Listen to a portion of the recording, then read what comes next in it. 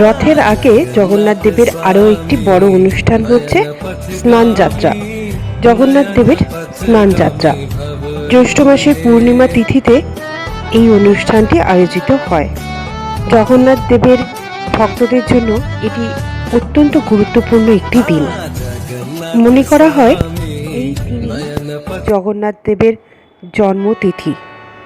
জগন্নাথ দেবের জন্মতিথি উপলক্ষে তার ভক্তরা এই দিন মহা ধুমধাম করে পালন করে। পুরীতে স্নানযাত্রা উপলক্ষে জগন্নাথ, বলভদ্র, সুভদ্রা, সুদর্শন চক্র ও মদনমোহন বিগ্রহকে জগন্নাথ মন্দির থেকে স্নান বেদিতে বের করে আনা হয়। তারপর তাদেরকে স্নান বেদিতে প্রতিষ্ঠা করা হয়। প্রথাগত স্নানের পর তাদেরকে গজবেশে সাজানো হয়। মানুষের মধ্যে এইরকম বিশ্বাস রয়েছে যে সেদিন তারা যদি পুরীর জগন্নাথ দেবকে দর্শন করেন তাহলে তাদের সকল পাপ থেকে মুক্তি পাবেন। এই জন্য এই দিন পুরীর মন্দিরে প্রচুর ভক্ত সমাগম হয়। পুরাণ মতে পুরীর মন্দিরে বিগ্রহ প্রতিষ্ঠার পর রাজা ইন্দ্রদ্যুম্ন শ্রীকৃষ্ণের নির্দেশে এই অনুষ্ঠান আয়োজিত করেছিলেন। আর জগতের নাথ জগন্নাথ এই সময় ভক্তদের সম্মুখে প্রথম প্রকট হয়েছিলেন। পুরীতে এই দিন অনেক ধুমধাম করে স্নানযাত্রার উৎসবটি সমাপন করা হয়। অনেক নিয়ম নীতি মেনে জগন্নাথ দেব, বলভদ্র এবং সুভদ্রা মহারানীকে স্নান করানো হয়। স্নানযাত্রার দিন মন্দিরের উত্তর দিকের কূপ থেকে জল এনে মন্ত্র উচ্চারণের মাধ্যমে তার শুদ্ধিকরণ করা হয়। তারপর 108টি কলসে সেই জল দিয়ে বিগ্রহগুলিকে স্নান করানো হয়।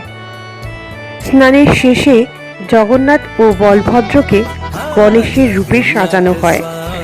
হস্তি মুখ বিশিষ্ট মস্তকাবরণ পরানো হয়।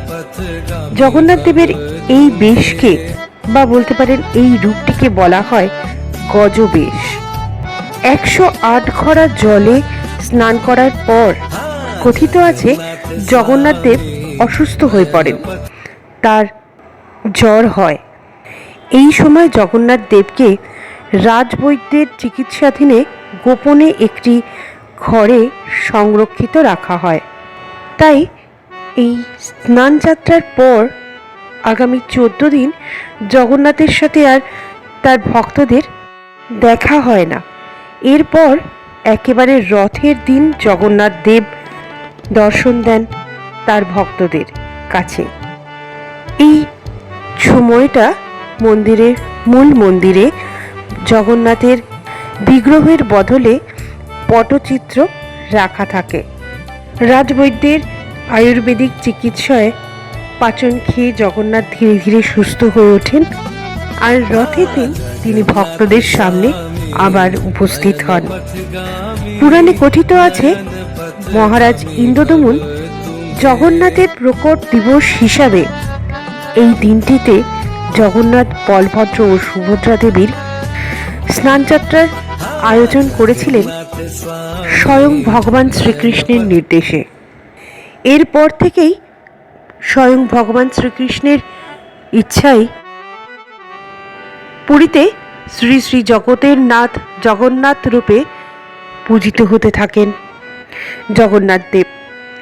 তাই হিন্দুদের কাছে এই দিনটির গুরুত্ব অপরিসীম।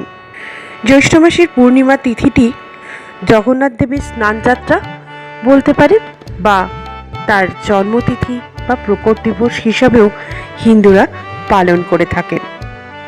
এই ভিডিওটি যদি ভালো লেগে থাকে তাহলে লাইক, শেয়ার আর কমেন্ট করতে ভুলবেন না।